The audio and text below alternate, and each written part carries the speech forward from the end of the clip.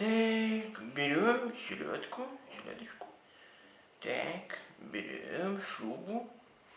Смотрим, чтобы селедка была достаточно замерзшей, холодной.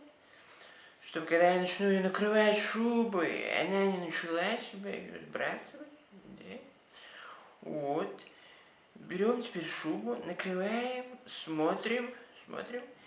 Если селедка лежит спокойно, значит ей уютно под шубой, хорошо, тепло.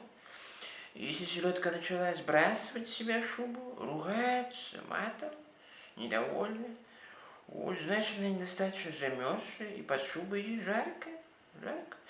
Значит, снимаем шубу, даем еще остыть, потом снова накрываем.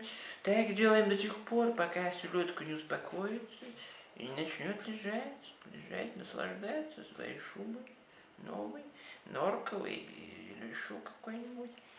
Вот, селедка готова к употреблению. Да?